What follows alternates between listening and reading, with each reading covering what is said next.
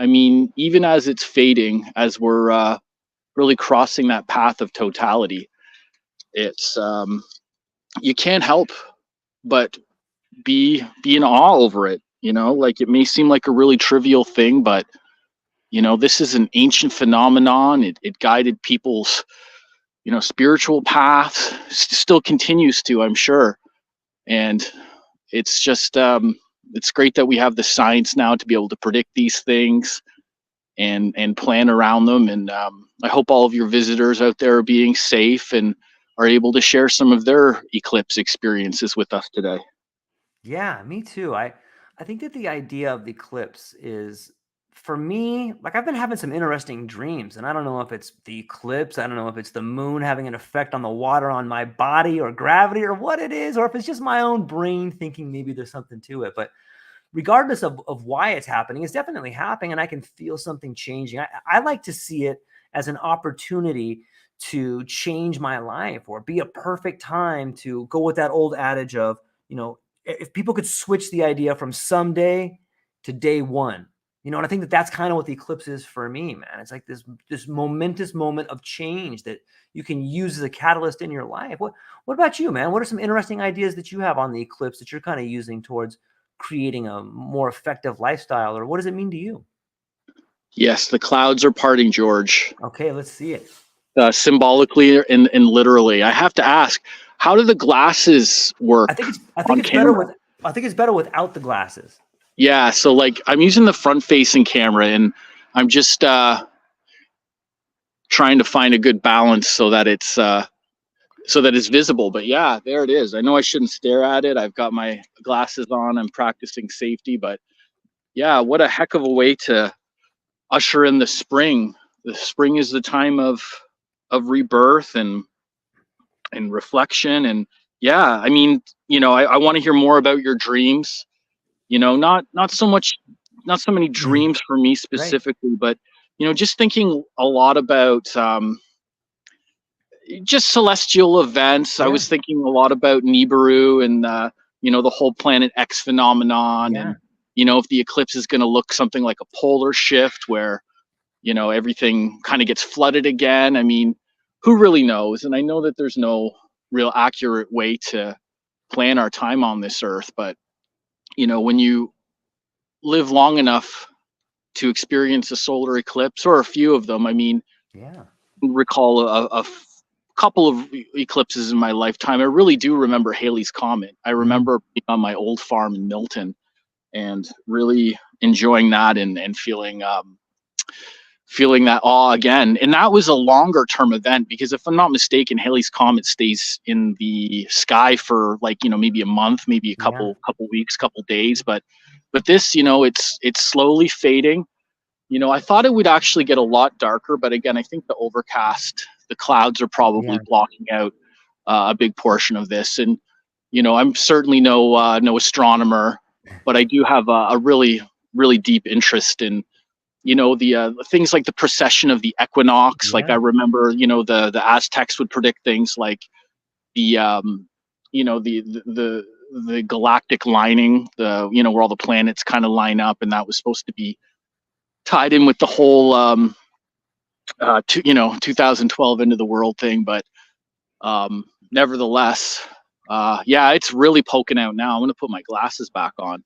How about you, George? What are you going to manifest from this eclipse? Well, I like to think of it as like a death and a rebirth. Sometimes the covering up of the light to me represents the dark spots in my life, but it also means that it passes. Like this too shall pass. And when I see the light being blocked for a minute, I think it gives me a moment to reflect on my life and think like, you know what? There's been some pretty dark spots over the last few years. And I think that the world we live in has been kind of mired by like this dark passing. And I think that what we're seeing here is symbolic of that. I think we're going to see the light return on some level. You're beginning, isn't it weird that there's like a ceasefire almost on the eclipse? Isn't it weird that we're beginning to Uh, see the curtain pulled back on the corruptive nature of power that has been just sitting over the world for so long? And I think that that's what this symbolizes. And, I'm not sure why there were all these state of emergencies in all these different states, but I'm kind of glad they were. I think it draws attention to the darkness passing and us moving in to a future that's more filled with light, be it in your personal life, in your relationships with your family, or in the world. And I really want to challenge people out there to start thinking in a way that's beyond the darkness. The darkness is passing and the light is being shown onto us. And if you take time to pray, whether you believe in whatever God you believe in or what power you believe in, I hope everyone just takes a moment right now to take and feel that power and that light that's kind of trying to shine down on them, and they can feel the darkness moving away from them. I think that's what's happening, man. Yeah, that's beautiful. And what a great platform you have to help other people manifest their own dreams. And, in the research I did, I understand that in Hawaiian mythology, they represent lovers. The sun and the moon are coming together. So it's not an ominous thing. It's actually an event of celebration. So Yeah. I think that, if you have the opportunity to be with a loved one or a family member, and enjoy this time, and draw your own conclusions, may it be a point of inspiration, and may there be other other great things that follow. I mean, just looking at it now, like it almost, it's a crescent moon. Like I look at it right now, I can't help but think that it does look like a crescent moon. And I just really hope that this does bring peace, and that this ceasefire does last, and that even if there's some sort of like psychosomatic effect of the eclipse, beyond just religious culture, that it could just be a sign for anyone to just do good, how are you spending the rest of the eclipse day? Have your other interviews gone well? Like what kind of feedback are you getting from your audience? Yeah, well, I think there's been a pretty big buildup. I know a lot of influencers who have just made different videos about the eclipse and they've gone viral, and it just seems that there's almost this attention on what's happening. And I think the world is watching. This is truly one of those events where the world is watching. And it's beyond government, it's beyond money, it's beyond anything. And it's something that speaks to our soul, and I like the idea of it being lovers, and I like the idea of the dark and the light being opposite sides of the same coin. And I love the idea that it speaks to the idea of relationships, because I think that that's the one thing that we have been kind of estranged from, with all this talk about AI, with all this talk about war, with all this talk about money and collapsing. And like, what we're really talking about is struggling with relationships. And people, after COVID, people got locked up and, hey, you took the shot, now you're going to die. All this craziness that's out there. I think that what we're really struggling from is this idea of not understanding relationships, that we're all related to each other the same way the sun is related to the moon, is related to the earth. We're part of this bigger system. And when we start understanding that we're all part of nature, I think we can all begin to relate to one another in a way that is more meaningful.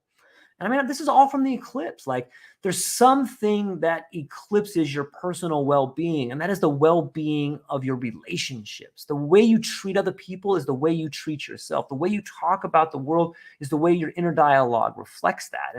And we talk about reflections on the moon or reflections on the sun or the lack of a reflection on the earth. To me, it's all about relationships. And I think that it's these particular events, these eclipses, or these, precession of the equinox, or these events that happen in the sky, they really show us something that's greater than us, man. Yeah, true say. Preach on, brother. Got it. You got it. I think for me, like just being here right now, like it's been cloudy all day, and I was worried about this being a bust, and now it seems like we do have a ray of hope. Yeah. No matter how cloudy a day it is, it's always salvageable. You can always find that silver lining. I know I'm just riddled with dad jokes and all kinds of trite metaphors, but it really just helps me understand and explain how this consciousness and this existence affects me. And I can maybe take a moment now, just while we have some cloud cover. I'm just Yeah, going to pan around the farm a little bit and show please. you this beautiful place that my wife Kat and I have built up, Yeah. starting with our animals. So we have the Brothers Grimm, which are 3 Nigerian dwarf goats. And then we also have 2 new additions, 2 other goats called Harry and Huckleberry. So yeah, we name all of we've got a writing theme here going, as you know. And then, of course, the 3 little pigs, Cinnamon, Cocoa, and Sugar, which are the Spice Girls. And then just panning around, we've got our outdoor kitchen. And I hope that the bandwidth is okay here, George. Like, are we buffering, or can you see this okay?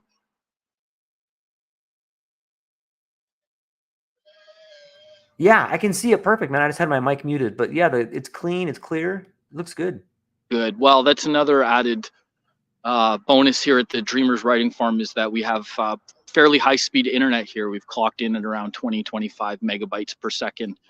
Nice. And right over here is our fire pit. That's where my VR camera is set up. So what I'd like to do, George, is I'm just going to go check on it, make sure that it's turned off, and make sure that I just got my footage. And I just like to pan around here back up to the Eclipse. And if you could just, continue your stream of consciousness, anything that you want to say to the viewers, and then I will be back in literally 30 seconds. I'm just going to go check on the other camera, okay? Yeah, absolutely, man. Yeah, so for those that are tuning in right now, Ryan's up in northeastern Canada, and he's got a retreat center up there. He's a DJ, multimedia genius, marketer, copywriter. He's one of these guys that pretty much does everything. And I leaned on him today because I know where he's at, and I was hopeful that he would be able to show us a little bit of the eclipse. But for anybody that's interested in ever doing a retreat or taking some time, or if you're a writer or if you have a group, Dreamers Writing Farm is definitely the place you want to go and check out. It's away from all of the hustle and bustle, and it really inspires a creative way in which you can stream your consciousness into a project or a group setting. So yeah, but I do. I mean, talking about the eclipse, I really think it's a fascinating time, and I'm hopeful that it marks a difference in your life, and you find a way to do it. Ryan, I was just telling everybody about the Writer's Dreaming Farm and all the ways in which you can become aligned with nature and be inspired, and how beautiful it is up there, man. Taking some deep breaths to come in right now. Yeah. I wanted to ohm with you, but Yeah. we'll just do a sun salute, I guess. All Yeah, right. this is the Dreamers Writing Farm. It's beautiful. It really pops in the summertime, and spring is when everything really comes alive, and you can enjoy this property at its full potential. So yeah, we're really hoping that you can come out Yeah. one day. I'd love for you to come here and do a podcast Yeah. internship. Maybe Yeah. some kind of like podcast residency in one of our bunkies or tents. And yeah, so we're predominantly a writing workshop facilitator here at the Dreamers Writing Farm, but it really is all kinds of different creative endeavors. We've got lots of different themes around the property, and all of our bunkies are named after prominent Canadian authors. So I guess my first franchise investment would have been the Copeland bunkie. He happens to be my favorite Canadian author. Have you ever heard of Douglas Copeland before? It doesn't ring a bell. It probably looks bad on me, but I don't know. Oh, we know that you're well read, George. Okay. But you Well, would tell me dig him. about him then. You would dig him. Well, he debatably coined the term Generation X through his book released in 1991 called Generation X. And to be honest, I haven't read that one, and that's his biggest one. I've never really been able to find a copy, but whatever. I've read a lot of other stuff that he's done, such as J-Pod, Microsurfs. Generation A is a recent one that I really loved. And it's really hard to describe his style. I mean, All Families Are Psychotic, Girlfriend in a Coma. He's a Vancouver-based writer. And yeah, so I would say if you're going to explore Douglas Copeland's catalog, you might start with Generation X, even though I don't really have anything to back it up with. His other books are great too, and they have they kind of like flirt with punk rock and corporate culture and what it means to kind of like sell your soul to the man. So there's even a little bit of dystopian fiction in Generation A, which is about the end of the world and how, a group of people kind of come together. I mean, that seems to be a pretty common theme in a lot of literature these days, but he really does an excellent job of with that particular theme. So yeah, I think we're still passing the path of totality. So yeah, I'm just gonna bring the camera back on the Eclipse, and I don't know if just watching it is gonna be boring for your viewers, but if we could just spend a few more minutes outside, I'd love that. I also have my webcam set up in my studio too, so that I can sit down properly and really see you more eye to eye. So for now, I'm just gonna put it back up to the Eclipse, and then we'll carry on our conversation. Yeah, sounds good, man. Thank you. Great. Yeah, so if you're just tuning in right now, we're checking out the Eclipse. It's moving through the later phases.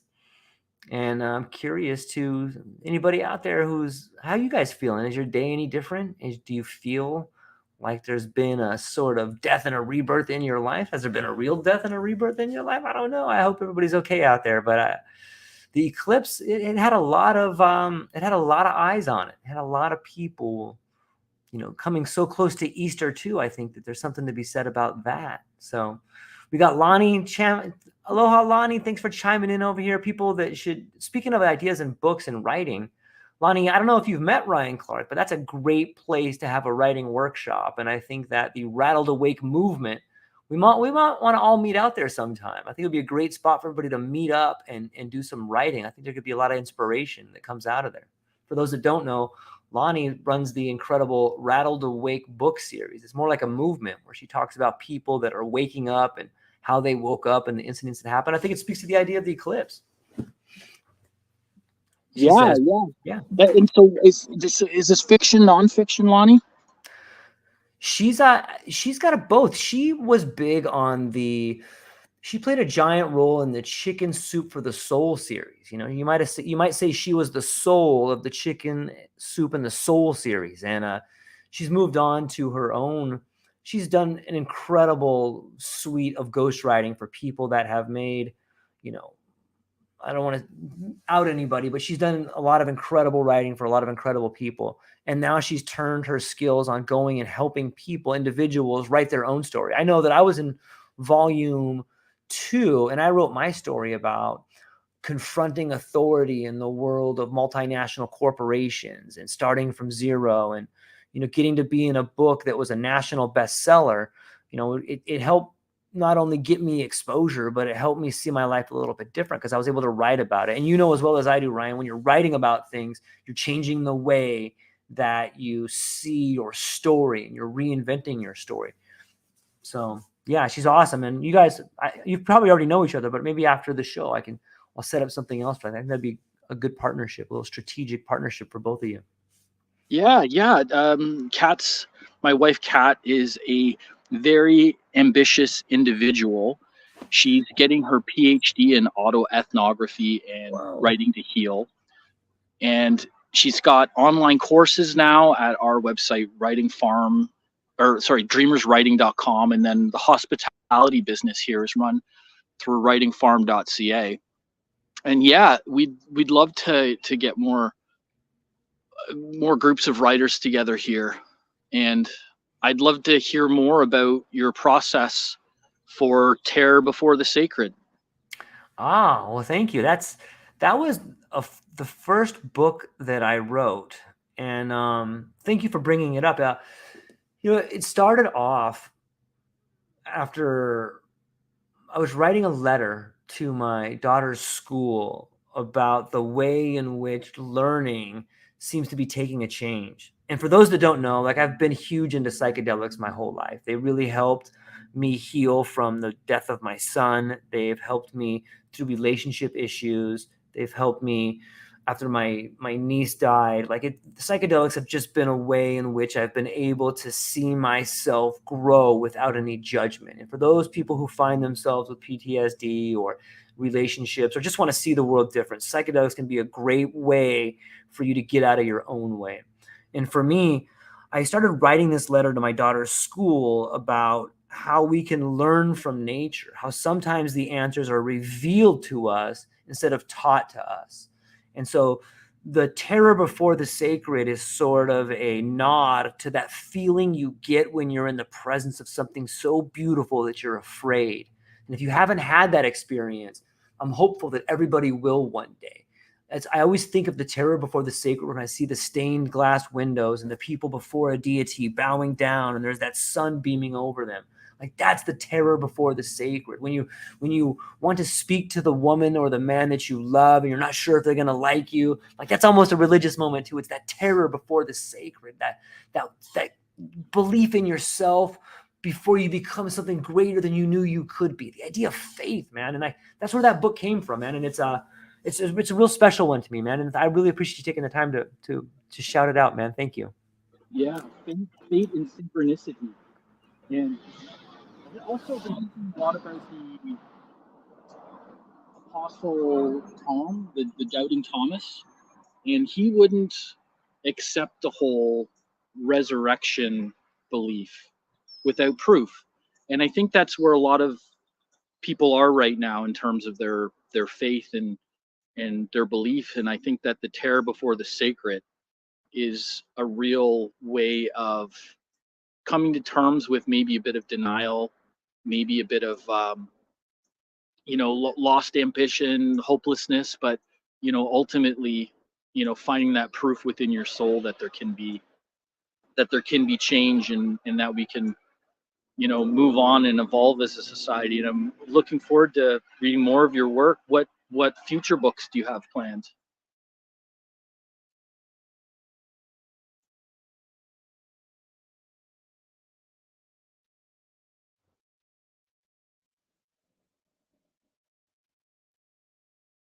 We still got you, George?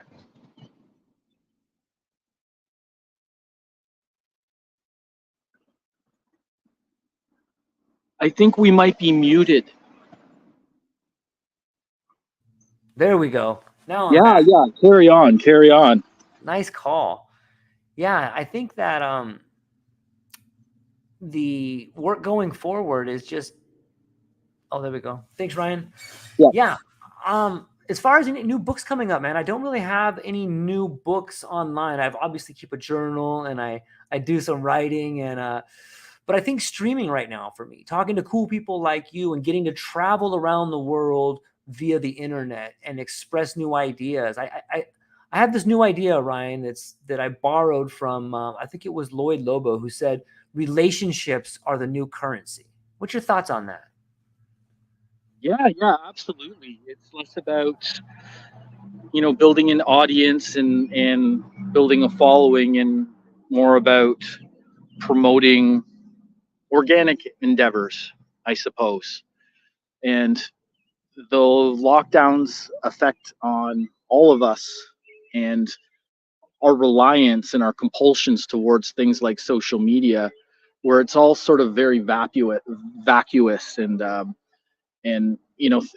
so many different trends are fleeting. I mean, if you even just look at the eclipse right now, how much attention is being focused on it, which is a good thing, but also the emergency orders that are being put in place by many cities. And I understand that that there should be a social order system to make sure that people treat each other fairly and don't go wild. But I think that yeah, the internet has such a great opportunity for extroverts like us.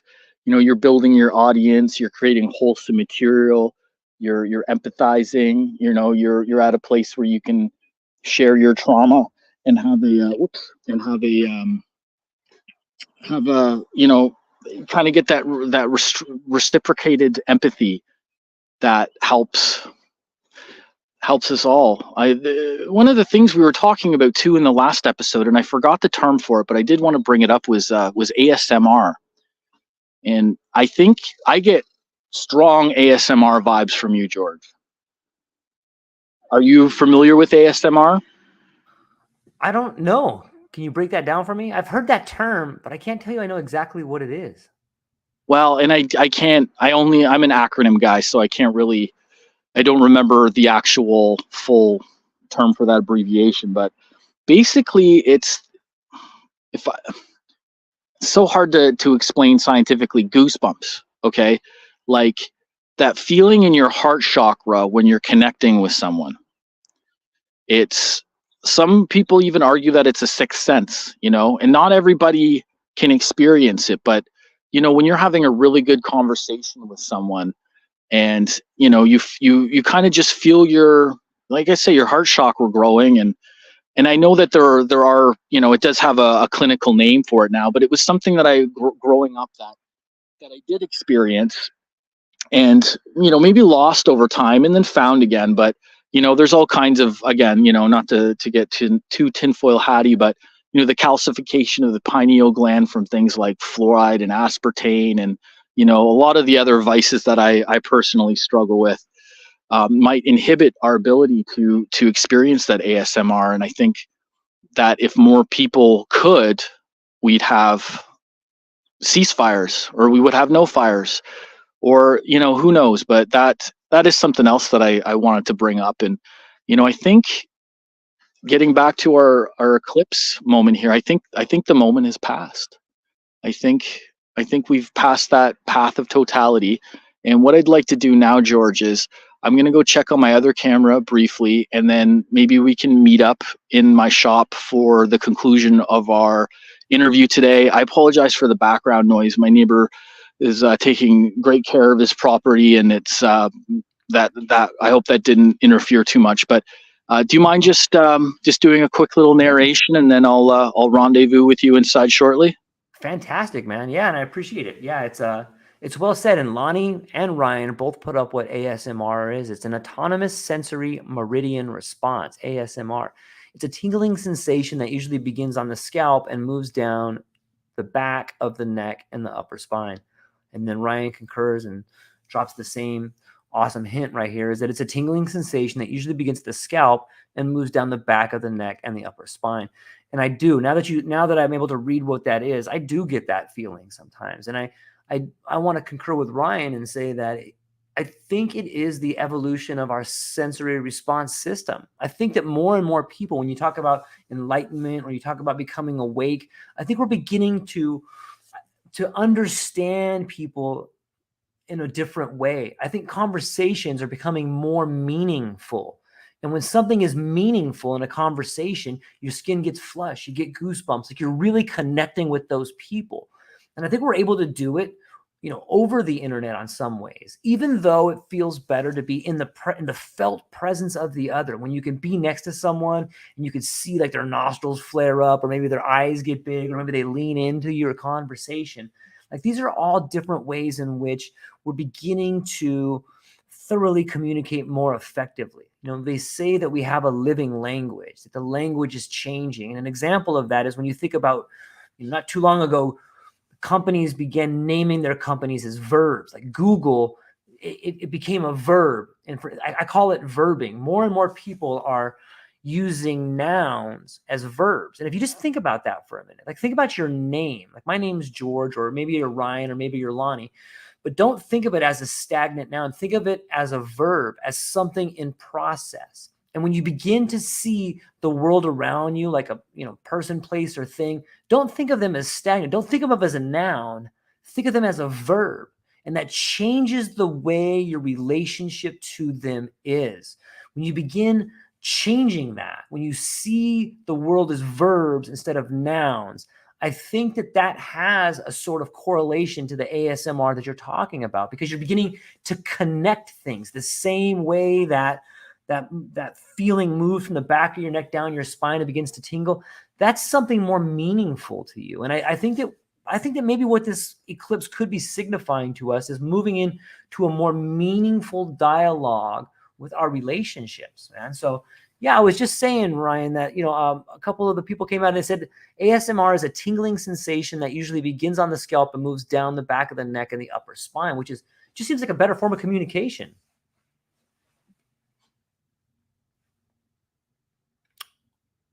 A woman's intuition, if there is if there are senses that we've we've lost over time. If Babylon is kind of ground us down to the point where we don't use our brain's full potential.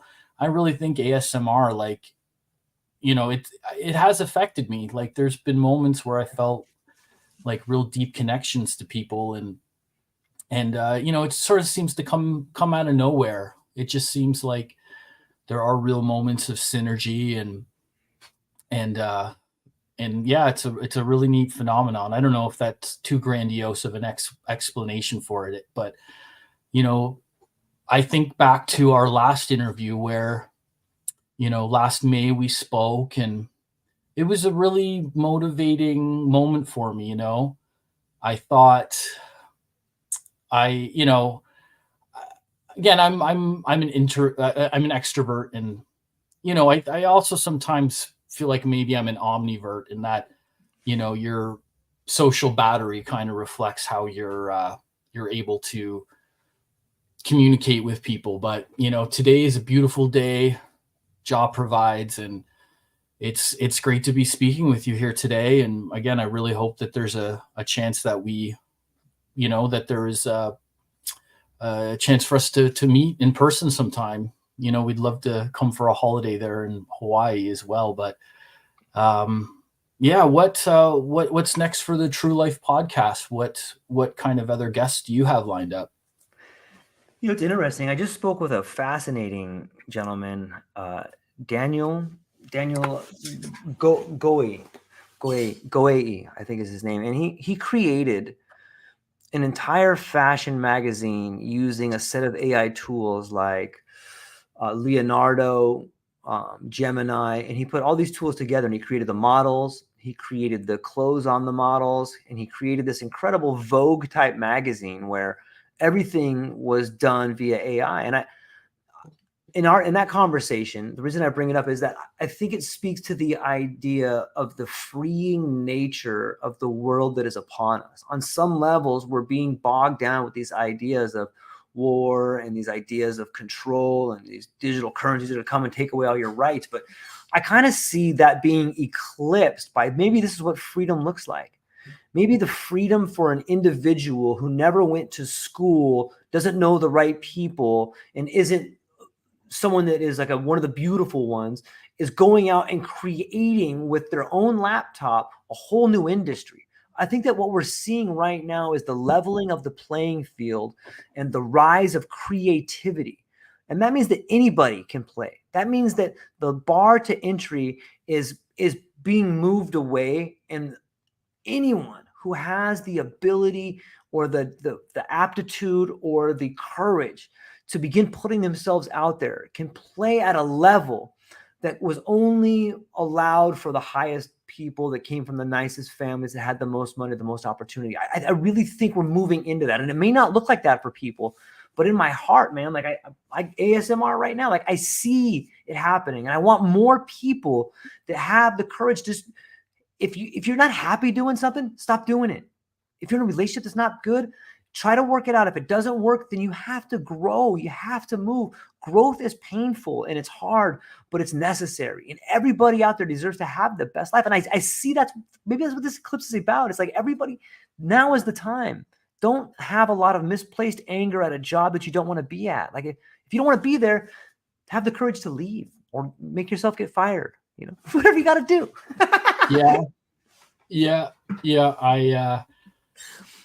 I can relate to being in uncomfortable employment situations, and that that sense of helplessness, and it's not necessarily always tied to your income and your accomplishments, but if you can keep things going on the back burner, and the whole hustle culture and grind culture can be hard to keep up with, burning the candle at both ends. Yeah. And, thinking about how I want to prioritize things. And, even last Monday, we were supposed to meet up for,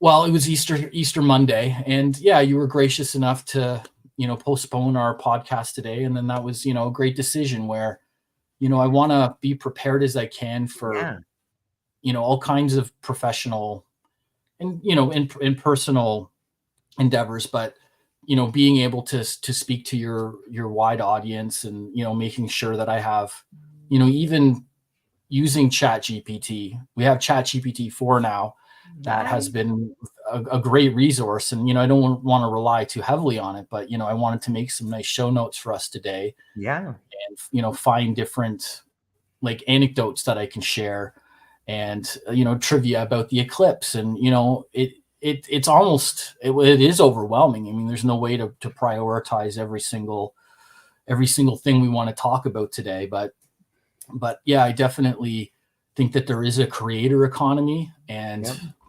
I think that if we continue to put out great content and find different cool little niches. I mean, when we spoke last May, I was really focusing on this place, and I'm hell bent on getting the spring prep here done. Making sure that everything's ready for the May 2-4 Victoria Day weekend here. That's when this place really explodes and we get lots of bookings. But last May, after talking to you, I got back into DJing. I decided to, really ramp up my midlife crisis and start playing music again. And, from that, it took me a few months to get my setup all tweaked and configured properly. But that for me has been a great outlet. And, I know nightclubs aren't conducive to traditional parenting, but, I'm doing my best to find a nice balance between, my family life and the business that we're building, which, hopefully will become a legacy business for our family, for our kids, Charlie, Lucy, Asia, Ali, and Jake. They're growing up here on the farm, and I grew up on a farm. My wife Kat grew up on a farm in Milton. That's where I'm from. Kat here in the Lions Head area. So, we do have that, pre-internet, post-internet experience, and it is like a tool that if we can, use this amazing communication device to, sort of build up our audience and find different unique revenue streams. I mean, I do these Dreamers revenue overview reports every year to see how we're performing, and it's really amazing how many different ways there are to monetize creative work, such as her workshops, her online writing courses, her writing contests, bookings here at the farm. She's also doing she's also a mentor through the Spark Grant, which is a Grey Bruce nuclear power fund that, did help us a few years ago get started. And, we're almost at the point, the goal here now is to, get financially stable to the point where, Kat can do this full time with me, and, all of our family can, have something to look forward to, and, see what, what they can do to contribute to the business. I mean, shoveling goat manure is a really humbling experience, but I almost look forward to it now, in the sense that, my mind races so much, and I'm really happy when I'm doing, carpentry work, or, modest renovations, or, animal maintenance. So it's nice that, I mean, the music thing is still really powerful to me, and I love performing, and, there is a lot of prep involved, and, I want it to come across as being very natural, but, yeah. So anyway, I'm running on a bit of a tangent here, but that's kind of the summary of the Dreamers Writing Farm right now. So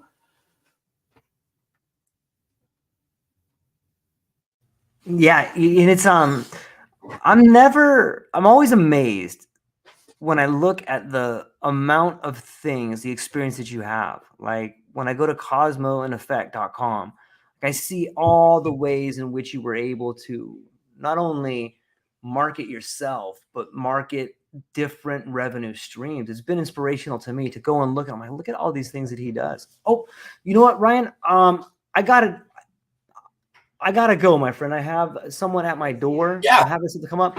I will talk to you soon. Where can people find you at before I let you go? Oh, right. CosmoEffect.com, writingfarm.com. Visit writingfarm.ca if you'd like 10% off a booking with us. If you send it to our newsletter, you get 10% off. And also shout out to the Rumpus Room in Owen Sound. Big shout out to Sean, Maxine, Tom, Eric, DJ Guru.